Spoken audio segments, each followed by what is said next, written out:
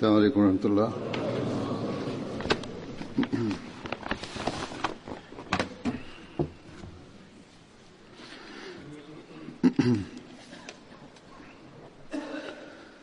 أشهد أن لا إله إلا الله وحده لا شريك له وأشهد أن محمدًا عبده ورسوله أما بعد فأعوذ بالله من الشيطان الرجيم بسم الله الرحمن الرحيم الحمد لله رب العالمين الرحمن الرحيم مالك يوم الدين إياك نعبد وإياك نستعين اهدنا الصراط المستقيم صراط الذين أنعمت عليهم غير المغضوب عليهم ولا الضالين.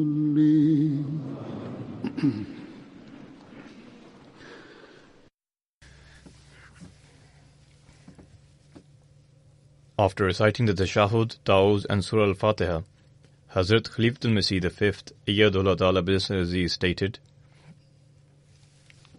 Hazrat Asim bin Sabit was a Sahabi, i.e. companion of the Holy Prophet ﷺ.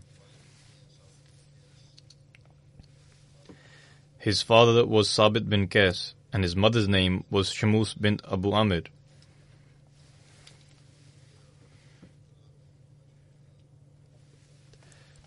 The Holy Prophet ﷺ established a bond of brotherhood between him and Abdullah bin Jahsh.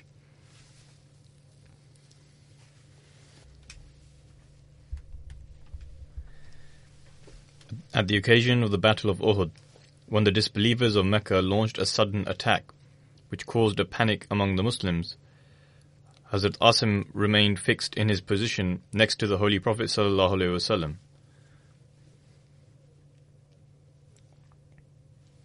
He pledged allegiance to the Holy Prophet ﷺ upon death. He was among the archers appointed by the Holy Prophet ﷺ. He belonged to the Aus tribe and participated in the Battle of Badr.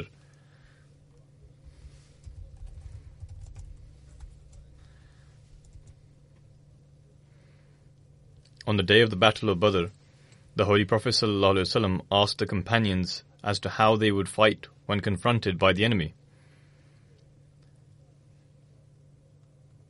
Hazrat Asim replied, O Messenger of Allah ﷺ, when they are in range of our arrows, we will use our arrows. When they come close enough that our stones can reach them, we will use stones. He then lifted 3 stones in one hand and placed 2 in the other hand. He then stated, when they come close enough to attack with our spears, we will fight them with spears. When our spears break, we will fight them with our swords. Upon this, the Holy Prophet ﷺ said, Indeed, this is the correct way to fight in a battle. He further said, whoever wishes to fight should fight according to the instructions of Asim. During those times, wars were only fought with swords and spears, and this was the only method of war. Stones were also used.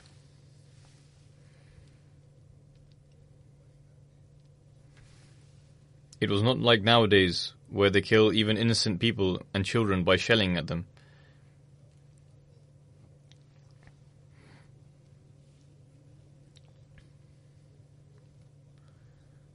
A non-Muslim wrote a book in which he mentions the wars fought by the Holy Prophet ﷺ by saying that one raises allegations against Muhammad as to why he fought wars. A few hundred or 1,000 people may have died during the battles he fought.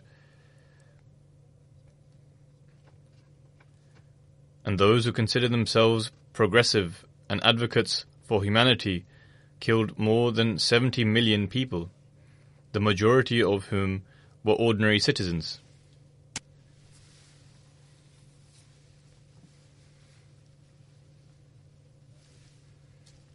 He was referring to the Second World War. However, today, unfortunately, Muslims are seeking help from those same people, and Muslims are killing fellow Muslims without any distinction. Instead of using that method that when the enemy attacks one should employ different ways of fighting, they are initiating attacks themselves, and thereby killing innocent people.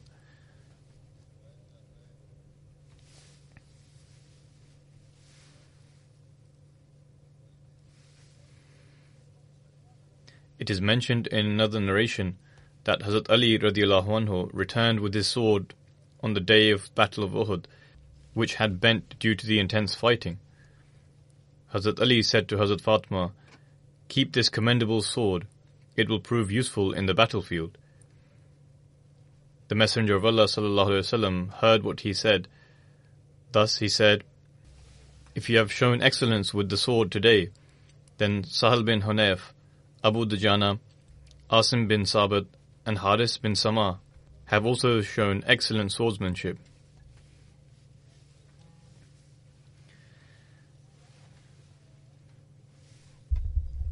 In a narration, it is mentioned that the Holy Prophet ﷺ conferred a favor to one of the prisoners of Badr, Abu Uzza, Amr bin Abdullah, who was a poet, by setting him free. The reason for this was that he said, "O Muhammad, I have 5 daughters, and I am their only guardian. Hence, please set me free for them as an act of charity." Subsequently, the Holy Prophet ﷺ set him free. Upon this, Abu Uzza said, "I make a solemn pledge to you that I will never fight you in the future, nor will I assist anyone in their wars against you." Hearing this, the Holy Prophet ﷺ sent him back and freed him without receiving anything in return.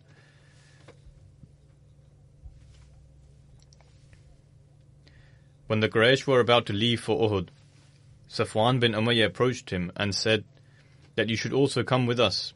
He said to him, "I have made a firm pledge with Muhammad that I will never fight him, and neither will I assist in any wars against him.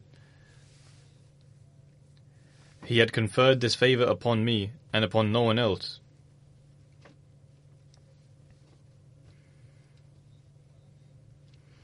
Hearing this, Safwan gave him a guarantee that if he were to be killed, he, i.e. Safwan, would adopt his daughters, and if he were to survive, he would give him a mountain of wealth, which would only be for his family.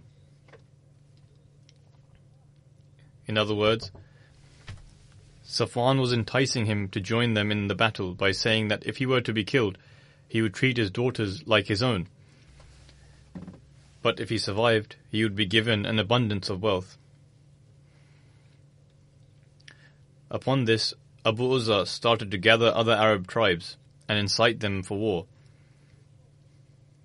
He not only participated himself, rather he went to gather people from other tribes in order to fight the Muslims. He then left for the Battle of Uhud alongside the Quraysh and was once again imprisoned during the war. No one else from among the Quraysh was imprisoned alongside him. Hence, when he was captured, he was asked about the oath he made. He replied, "O Muhammad, I was compelled to fight as I have daughters to look after. Please be kind towards me." He repeated the same excuse, saying that he had to look after his daughters and for the Holy Prophet ﷺ to show him kindness. A favor had previously been conferred upon him, and he was set free. However, he came out to fight again. Upon this, the Holy Prophet ﷺ said, "Where is the pledge that you made with me?" "Absolutely not. Now it can never be done. By God, You will not be permitted to roam around Makkah saying that you deceived and fooled Muhammad twice, God forbid. According to another narration, the Holy Prophet ﷺ said that certainly a believer cannot be bitten twice from the same hole. He then commanded Asim bin Sabit to kill him. Asim stepped forward and decapitated him.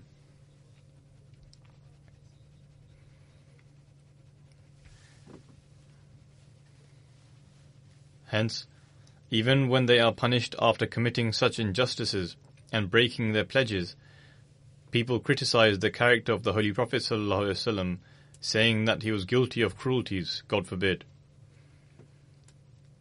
These days, Wilders, a politician in Holland, is exceeding all bounds in attacking the character of the Holy Prophet ﷺ.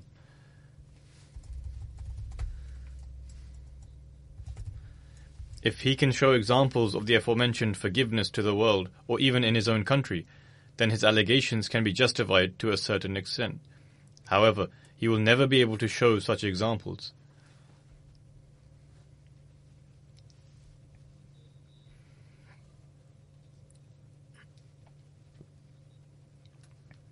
Hazrat Mirza Bashir Ahmed Sahib has made a mention of the incident of Raji and Hazrat Asim in Sirat Khatamun Nabiyeen.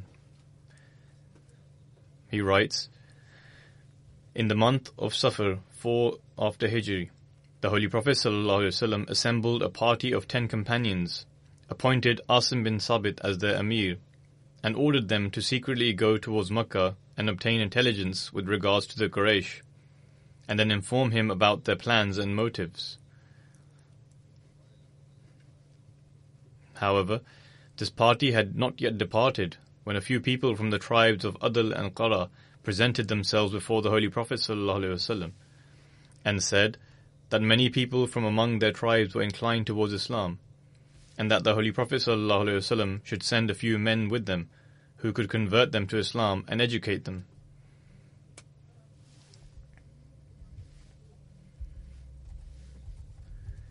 The Holy Prophet ﷺ was pleased to hear their request, and the same party which had been assembled for the reconnaissance mission was sent off with them instead.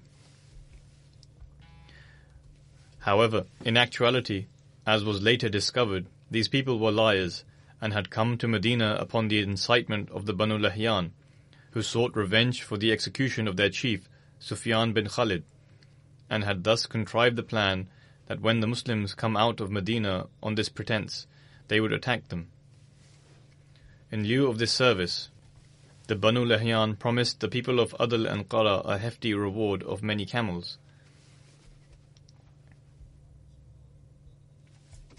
When the treacherous people of Adl and Qara reached between Asfan and Makkah, they secretly sent a message to the Banu Lahyan that the Muslims were accompanying them and that they should come as well. Upon this, 200 young men from the Banu Lahyan, 100 of whom were archers, set forth in pursuit of the Muslims and subdued them at a place known as Raji.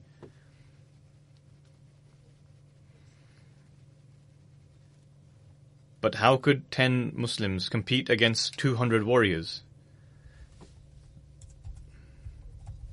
The Muslims, however, had not been taught to throw in their arms.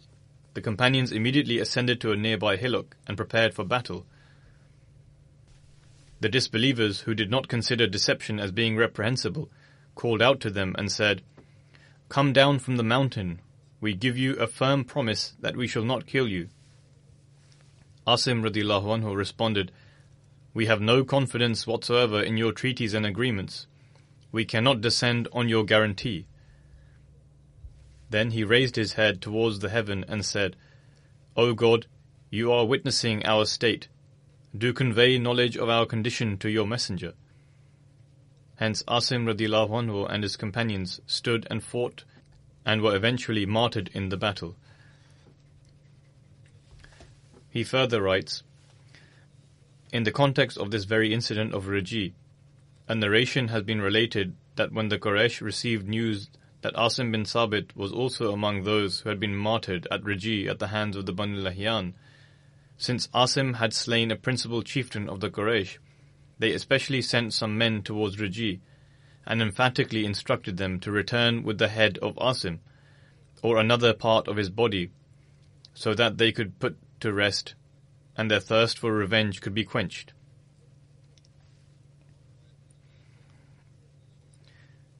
In another narration, it is also mentioned that the mother of the person who was killed by Asim, Sulefa bint Sa'd, had vowed that she would drink wine from the skull of the person who killed her son.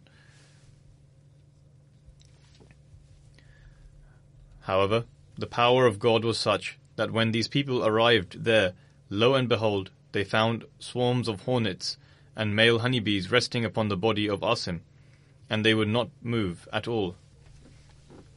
These people tried their level best to send off these hornets and bees, but no attempt proved successful. Finally, with no other choice, they returned frustrated and unsuccessful. Soon after, a storm of rain came and took the body of Asim elsewhere. It is written that upon accepting Islam, Asim vowed that he would completely abstain from anything that was polytheistic, to the extent that he would not even touch an idolater. When Hazrat Umar radiyallahu anhu was informed of his martyrdom and of this occurrence in particular, he said, "Look how beautifully Allah guards the emotions of His beloved servants. He fulfilled the vow of Asim even after his demise, and safeguarded him from the touch of idolaters."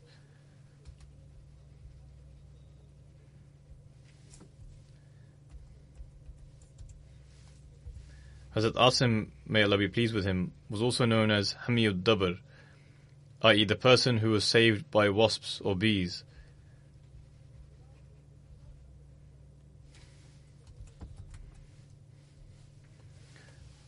Allah the Exalted protected him through wasps following the martyrdom of Hazrat Asim and his companions. The Holy Prophet ﷺ offered the prayer of Qunut during the Fajr prayer for an entire month, in which he cursed the tribes of Rihl, Zakwan and the Banu Lahyan. In another narration, it is stated that Hazrat Asim would fire arrows towards the enemy and would repeat the following couplet: Al-mawtu haqqun wal-hayatu batil wa kullu ma qadal ilahu nazil bil-marri wal-marru ilayhi a'il. That is to say that death is inevitable and the worldly endeavours are futile, and whatever God Almighty has decreed for man shall surely come to pass, and man has no choice but to accept it.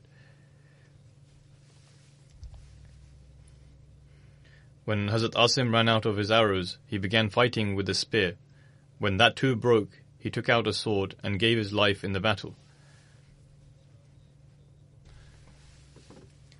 The second companion I will mention is Hazrat Sahal bin Hunayf Ansari. Hunayf was the name of his father, and the name of his mother was Hind bint Rafi. He had two brothers from his mother's side, Abdullah and Noman, and his children were Asad, Usman and Saad. The children remained in Medina and Baghdad.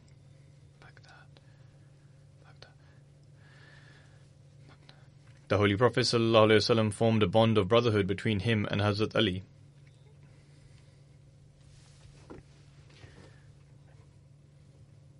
He accompanied the Holy Prophet ﷺ in all battles, including the Battle of Badr. Hazrat Sahal bin Hunayf had a lofty status, but did not have a strong financial position.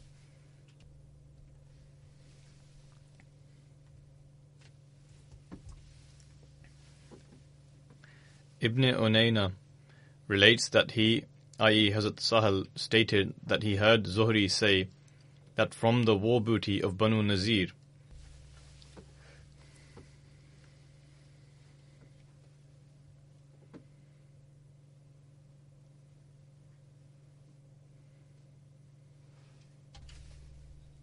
Hazrat Abu Uwaina relates that he heard Zuhri say that from the war booty of the Banu Nazir, the Holy Prophet ﷺ gave nothing to any Ansar companion except Hazrat Sahal bin Hunayf and Hazrat Abu Dujana, as they were both in need of financial support.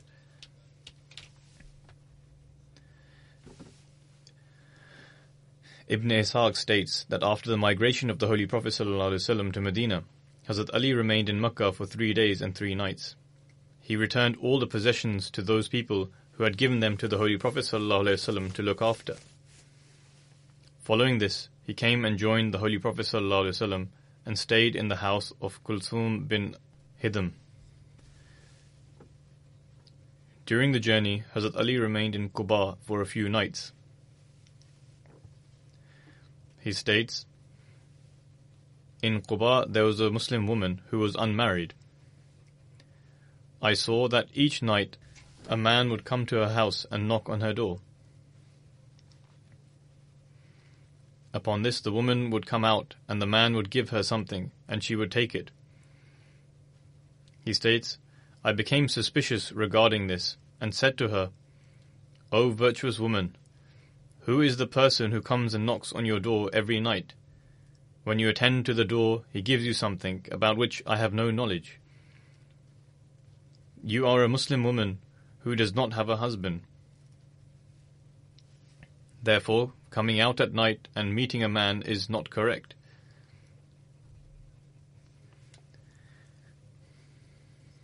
She answered, the person is Sahal bin Hunayf.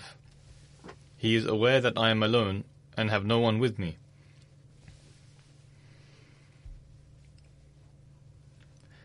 Therefore, when night falls, he smashes the idols of his people and brings them to me so that I can burn them. Ibn Ishaq states that Hazrat Ali would mention this incident of Hazrat Sahal up until his demise.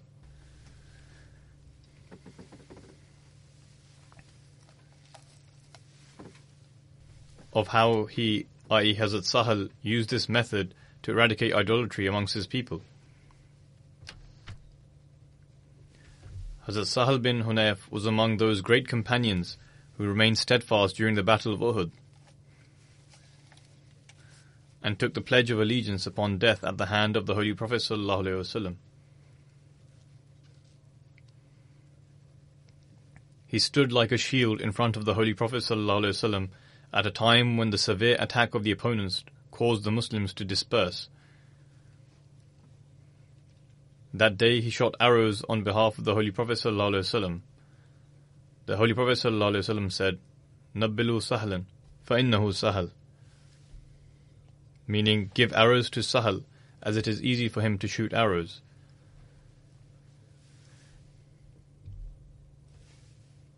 It is narrated that there was a Jewish man by the name of Ghazul, who was an expert spearman and could throw a spear further than anyone. During the siege of the Banu Nazir, a tent was prepared for the Holy Prophet ﷺ. Ghazul threw a spear that reached the tent.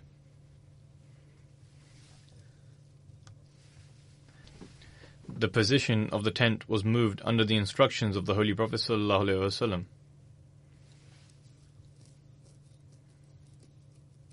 After this, Hazrat Ali radiallahu anhu went in pursuit of the aforementioned individual. Meanwhile, Ghazul, along with a small group, were planning to kill one of the Muslim chiefs. Hazrat Ali ambushed him and killed the spearman, and presented his head to the Holy Prophet ﷺ. Those who were with him fled. The Holy Prophet ﷺ sent an expedition of 10 men under the leadership of Hazrat Ali to punish them. They followed them and killed them, because they had been secretly planning to carry out various killings.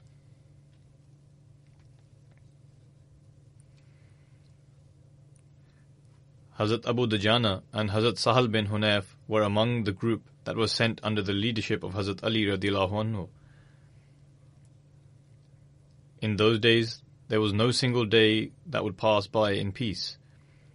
The enemy were waiting to strike at every moment. Thus, such enemies should have been punished in the same manner of that killing. After the victory of Khaybar, the Holy Prophet ﷺ headed towards Wadi al-Qura. When the army of the Holy Prophet ﷺ reached Wadi al-Qura, the Jews were already prepared for war. They welcomed the Muslim army with a flurry of arrows. a servant of the Holy Prophet ﷺ, named Midam, was taking off the saddle of the camel of the Holy Prophet ﷺ when a stray arrow hit him, killing him instantly.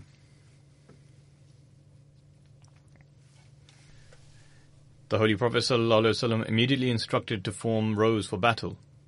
He granted the flag to Hazrat Sa'd bin Ubadah and gave one flag to Hazrat Khubayb bin Munzir, the second to Hazrat Sahal bin Hunayf, and the third to Hazrat Abbad bin Bishr.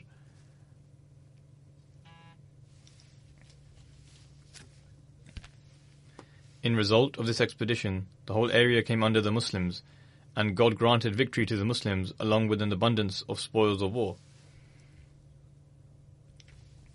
The Holy Prophet ﷺ remained there for 4 days and distributed the gains amongst the companions and left the land and orchards with the Jews. In spite of the victory, he left the land and orchards with those people but appointed a collector. This is a prime example of the kind treatment, even with the enemy, that the possession of land remained with them and some tax was gathered from it. In accordance with the customs of the time, if one forcefully took over possessions and land, then there was nothing wrong with this. However, the Holy Prophet ﷺ demonstrated virtuousness. Regarding this, Hazrat Mirza Bashir Ahmad Sahib writes in his book, The Seal of the Prophets,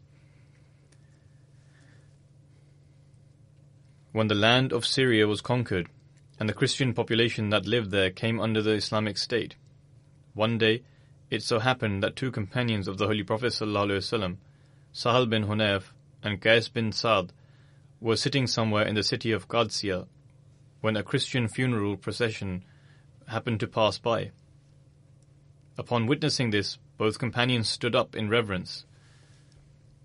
Another Muslim who had not remained in the company of the Holy Prophet ﷺ and was unaware of the moral qualities taught by Islam became very amazed and addressed Sahal and Qais in astonishment, saying, "This is the funeral procession of a Zimmi Christian." They responded, "Indeed, we are aware." But the practice of the Holy Prophet ﷺ was that he would stand up even for the funeral procession of a non-Muslim, and he would say, "Do they not possess a soul created by God?" Thus, this is one way for honoring humanity and ending hatred between religions, and these foundations were laid by the Holy Prophet ﷺ, and later the companions adopted the same practice. It has been narrated from Abu Wail that they were in Safin when Hazrat Sahal bin Hunayf stood up and said, "O people, consider yourself to be in error, for we were with the Holy Prophet ﷺ at the time of Hudaybiyah. If we had noticed the conditions of battle, we certainly would have engaged in it." Hazrat Umar bin Khattab then arrived during this incident of Hudaybiyah and said, "O Prophet of Allah, are we not on the right path and the disbelievers in the wrong?" The Holy Prophet ﷺ replied, "Indeed." He then said, "Are those who have been martyred from among us not in paradise and theirs in the hell fire?" The Holy Prophet ﷺ replied, "Indeed." Hazrat Umar radiallahu anh then said, "Why shall we then be subjugated to such humiliation in regards to our faith by entering this treaty on the day of Hudaybiyah? Should we not then return back until God settles the matter between us?" The Holy Prophet ﷺ then said, "O son of Khattab, I am the messenger of God, and he shall never cause me to perish." Hazrat Umar radiallahu anhu then went to Hazrat Abu Bakr and repeated to him what he had said to the Holy Prophet. Hazrat Abu Bakr replied, "He is the messenger of God, and he shall never cause him to perish." Bukhari then further writes in the hadith, "It was then that Surah Al-Fath was revealed, and the Holy Prophet ﷺ recited the entire surah to Hazrat Umar. Hazrat Umar then said, "O Messenger of God, is this the victory?" The Holy Prophet ﷺ replied, "Yes." Under the commentary of this hadith, Hazrat Sayyid Waliullah Shah Sahib writes, "Safin is a place located between Iraq and Syria, where the clash between Hazrat Ali and Hazrat Muawiyah took place. When Hazrat Muawiyah's army realized that they were on the verge of defeat, they held the Holy Quran high up and said, "Let the Holy Quran decide between them." Thus, upon the declaration of Hazrat Ali, the battle came to an end. Some people objected to the declaration for ending the battle. Hazrat Sahal was on the side of Hazrat Ali and said to them, "Ittahimu anfusakum," meaning that they should not consider their opinions to be correct, because prior to this, Hazrat Umar also developed a misunderstanding. But as the events unfolded, they ultimately proved that the steadfastness of the Holy Prophet ﷺ and honouring his treaty was truly blessed, and he was safeguarded from the dangers. He then said that what was being considered by some to be a sign of weakness and humiliation, then in turn became a source of establishing their strength and honour. The Holy Prophet ﷺ kept regard of every aspect of the treaty, regardless of how big or small they were. Although in this particular instant they were betrayed and the desired outcome was not achieved, however, a believer should always think positively, and one should make every effort to whatever attempt is made to form a treaty for the sake of God Almighty, to oversee all aspects of it, is a true hallmark of a believer. Having said that, one should not allow themselves to be betrayed the second time. In that early instance of Hudaybiyah, God Almighty had informed the Holy Prophet ﷺ, and it was in light of that Hazrat Sahal said if the treaty was being made and the battle would end as a result, then they too should keep Treaty of Hudaybiyah in mind and pursue for a treaty. Hazrat Sahal bin Hunayf relates, the Holy Prophet ﷺ said to me, "You are my envoy being sent to Mecca. Go to them and convey my greetings of salam. Tell them that the Holy Prophet ﷺ instructs them about 3 things. Not to take oath in the name of their forefathers, for that is forbidden and is a sin. When they sit to relieve themselves, they should not turn their backs in the direction of the Qibla. They should face north and south. Thirdly, after relieving oneself, one should not use bones or dung. There is great wisdom in this, for they carry various kinds of bacteria which can cause a risk of infection. In this day and age, tissue and water is commonly used, but in those days stones and bones were used from the jungle, and the Holy Prophet ﷺ forbid them from this practice."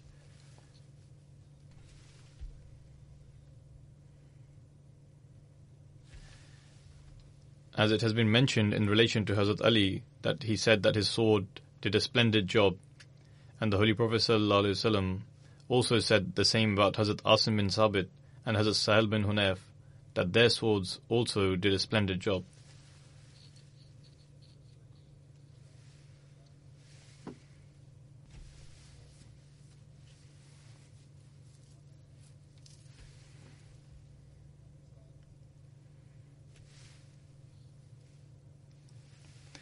When Hazrat Ali's bayat was being taken,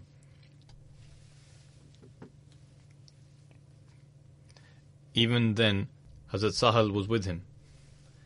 When Hazrat Ali left for Basra, he appointed him, Hazrat Sahal, as his representative.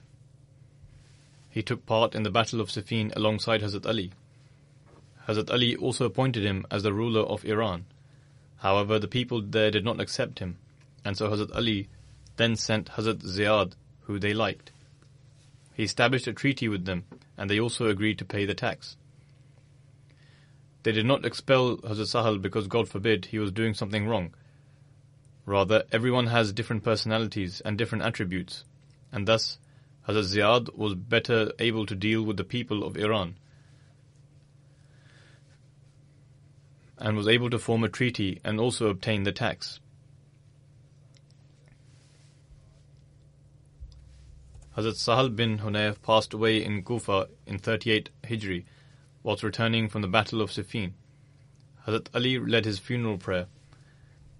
Hazrat Hanash bin Mu'attar relates, when Hazrat Sahal bin Hunayf passed away, Hazrat Ali came out in the open plain to lead his funeral prayer. Hazrat Ali recited Allahu Akbar, God is the greatest, 6 times, to which some people did not approve. They were then informed by him that Hazrat Sahal was a companion who had taken part in the Battle of Badr. When his funeral procession reached Jabana, Hazrat Qurza bin Ka'b, along with some companions, met us. They submitted before Hazrat Ali and said, "O leader of the faithful, we were not able to be part of the funeral prayer of Hazrat Sahal." Upon this, Hazrat Ali gave them permission to offer his funeral prayer, and so he offered the funeral prayer of Hazrat Sahal under the imamat of Hazrat Qurza. The third companion who I shall mention is Hazrat Jabbar bin Sakhr. He was the son of Sakhr bin Umayyah. Hazrat Jabbar, along with 70 Ansar, took the Bayt at Aqba, Saniya. The Holy Prophet ﷺ established a bond of brotherhood between him and Hazrat Miqdad bin Amr. At the time of Battle of Badr, he was 32 years of age, and he would be sent to Khaybar and other places in order to assess the produce from the date trees. He passed away in Medina during the era of Hazrat Usman's Khilafat in 30 after Hijri. He was 62 years of age at the time of his demise. Hazrat Jabbar took part in the Battle of Badr, Uhud, Khandaq and all other battles alongside the Holy Prophet ﷺ. Hazrat Jabbar bin Sakhr relates that whilst travelling towards Makkah, the Holy Prophet ﷺ said, "Who amongst us will go to Asaya first, and prior to us reaching there will prepare the well by covering its holes with soil and fill it with plentiful water?" Abu Huwais, who is also among the narrators, states that this was the place the Holy Prophet ﷺ sent us to. Hazrat Jabbar then states, "I stood up and offered to render this service. The Holy Prophet ﷺ permitted me to leave, and I arrived at Asaya and mended the well and filled it. I was then overcome with sleep and slept for a while, until I was awoken by a person whose camel was fast approaching the well, and he was trying to stop it. This person told me to get to the well. I then saw that this person was in fact the Holy Prophet ﷺ. I replied in the affirmative. The Holy Prophet ﷺ then sat his camel down near the edge of the water. He then told me to bring a vessel and come with him. I went along with him with the vessel. The Holy Prophet ﷺ then performed ablution, and I also performed the ablution. The Holy Prophet ﷺ then stood for prayer, and I stood to his left. The first thing the Holy Prophet ﷺ did upon reaching was perform ablution and offer prayer. He then says, "When I stood on the left of the Holy Prophet ﷺ, he held my hand and stood me to his right side." The Holy Prophet ﷺ was offering Nawafil prayer, and he decided to also pray alongside the Holy Prophet. However, he stood on the left, and the Holy Prophet immediately held his hand and placed him on his right side. When prayer is being offered in congregation, and there are only two people in the congregation, then the second person will stand on the right side of the Imam. He then states, "We offered the prayer and we had just started it, that the others also reached." On the day of the Battle of Badr, the Holy Prophet ﷺ offered the prayer, "Allahumma kfini Nawafil bin Khuwailid," meaning, "O Allah, become sufficient enough for me against Nawfal bin Khuwailid." He was a leader from among the idolaters of Makkah. Hazrat Jabbar bin Sakhr captured him and Hazrat Ali killed him.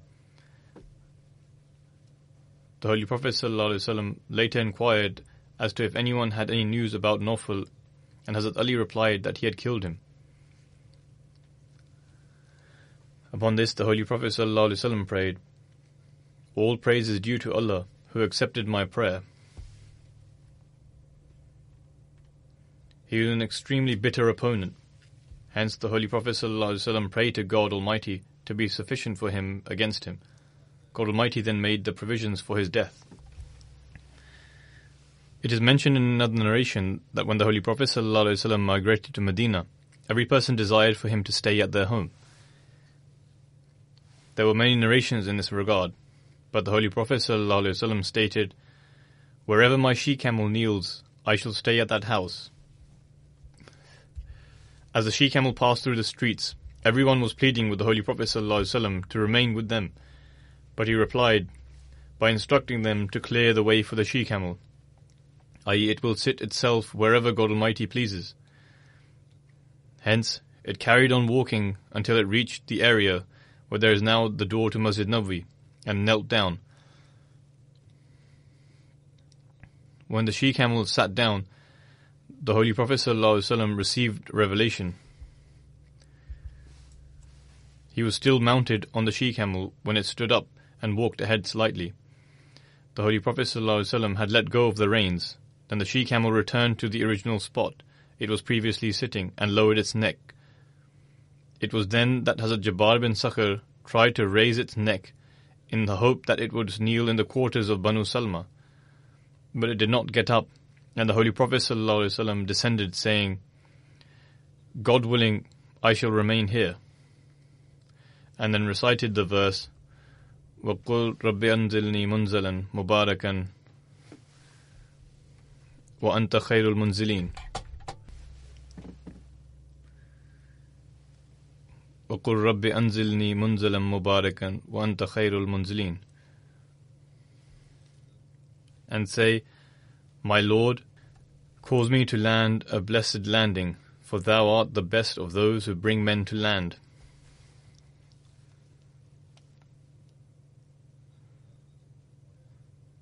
The Holy Prophet ﷺ then said, "Whose house is the closest?"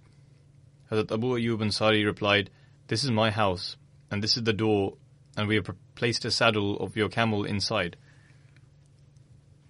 The Holy Prophet ﷺ said, "Let us go ahead and prepare the place of rest."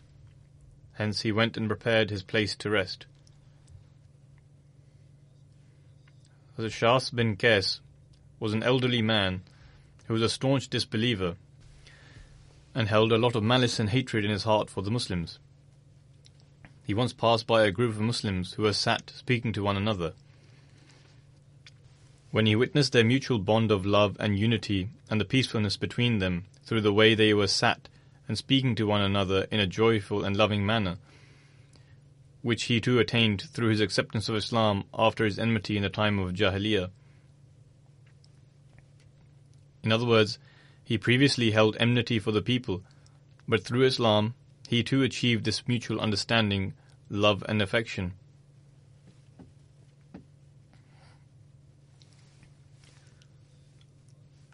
He says that he became infuriated. This is because when they accepted Islam, God Almighty united their hearts. Shahs bin Qais says that the leaders of the Banu Qayla sit in one place, and we can have no agreement until and unless all the leaders gather together. How can it be that the enmity has transformed into friendship rather than love and affection? He instructed a Jew accompanying him to go and sit with them, to remind them of the battle of Buas and their state prior to it. Furthermore, he should recite to them those chants which they used to sing against one another when they were two separate tribes. Therefore, this is what he did, and one tribe read out some of the couplets they used against the other.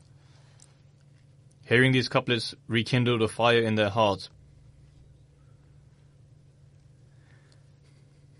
bringing back the days of ignorance. Thereafter the other tribe replied, saying that this is what our poet used to recite on that day, as he too recited some poetry in the days of ignorance. Hence, just as they were all sitting and speaking to another with love and affection, this mischief caused them to start speaking unpleasantly to one another, and an argument ensued as they began boasting. It reached the point where two of them, Hazrat Aus bin Qazi and Hazrat Jabbar bin Sakhr, became irritated, and one of them even said to the other, "If you want, we can start fighting now." it got to the stage where, out of anger, both parties designated the place of battle and started making claims as they did in the days of ignorance. This news reached the Holy Prophet ﷺ, so he went to the Aus and Khazraj tribes, accompanied by the Muhajirin companions. The Holy Prophet ﷺ stated, "O Muslims, fear Allah, fear Allah. Do you all make claims like in the time of ignorance, while I am among you, whilst God Almighty has guided you to Islam, honoured you through it, and put an end to your days of ignorance, saved you from disbelief, and established love between you? Do you then turn to disbelief once again like in the past?" The companions came to the realization that this was satanic mischief-making and a plot to turn them against one another. Therefore they put down their weapons, began weeping, and the people of the Aus and Khazraj tribes began embracing one another. Then they submitted to the Holy Prophet ﷺ, pledging their obedience to him once again. God Almighty turned out the fire kindled by their enemy, Shath bin Qais. The verse was then revealed, قُلْ يَا أَهْلَ الْكِتَابِ لِمَ تَكْفُرُونَ بِآيَاتِ اللَّهِ وَاللَّهُ شَهِيدٌ عَلَى مَا تَعْمَلُونَ. قُلْ يَا أَهْلَ الْكِتَابِ لِمَ تَصُدُّونَ عَنْ سَبِيلِ اللَّهِ مَنْ آمَنَ تَبْغُونَهَا عِوَجًا وَأَنْتُمْ شُهَدَاء وَمَا اللَّهُ بِغَافِلٍ عَمَّا تَعْمَلُونَ. Say, O people of the book, why deny ye the signs of Allah while Allah is watchful of what you do? Say, O people of the book, why hinder ye the believers from the path of Allah, seeking to make it crooked, while you are witnessed thereof, and Allah is not unmindful of what you do. Hazrat Aus bin Qais and Hazrat Jabbar bin Sakhr and their companions who behaved as they would during the days of ignorance, because they were under the influence of Shath's deception, for such people the following commandment was revealed. يا أيها الذين آمنوا إن تطيعوا فريقا من الذين أوتوا الكتاب يردوكم بعد إيمانكم كافرين وكيف تكفرون وأنتم تتلى عليكم آيات الله وفيكم رسوله ومن يعتصم بالله فقد هدي إلى صراط مستقيم.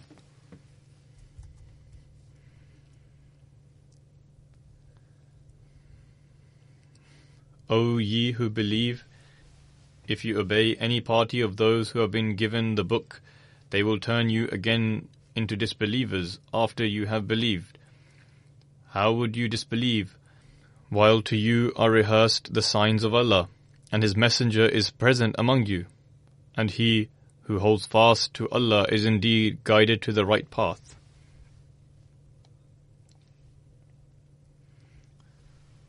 This was the condition of the companions. There was a time when they were deceived by satanic influence. However, they became regretful immediately after the Holy Prophet ﷺ made them realize that they were behaving in the same manner as they would in the days of ignorance. So they moved forth towards reconciliation. In fact, they displayed their feelings of love and brotherhood for each other.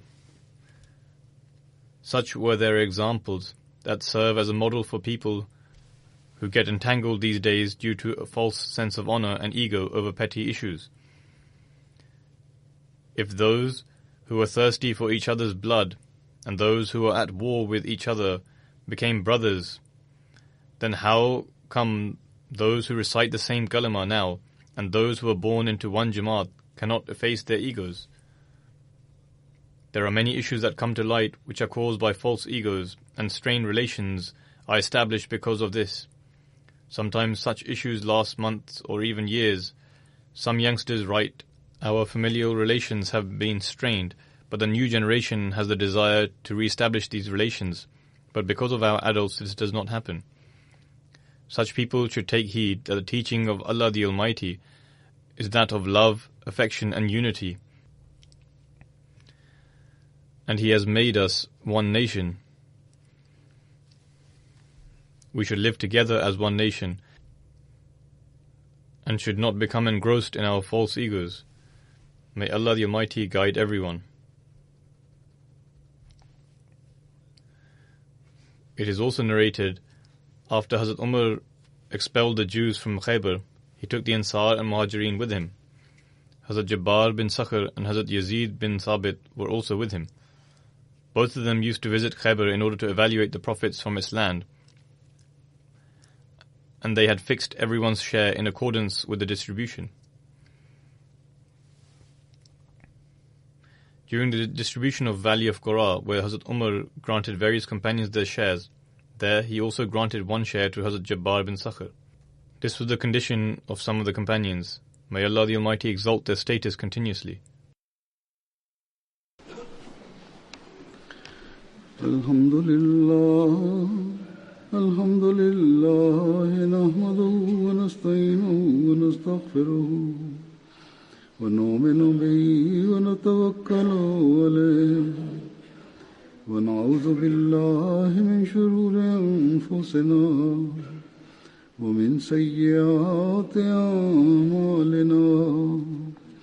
Man yahdihillahu fala mudilla lahu ومن يضلل فلا هادي له ونشهد أن لا إله إلا الله ونشهد أن محمدا عبده ورسوله. عباد الله رحمكم الله إن الله يأمر بالعدل والإحسان وإيتاء ذي القربى وينهى عن الفحشاء والمنكر والبغي يعظكم لعلكم تذكرون. اذكروا الله يذكركم وادعوه يستجب لكم ولذكر الله أكبر.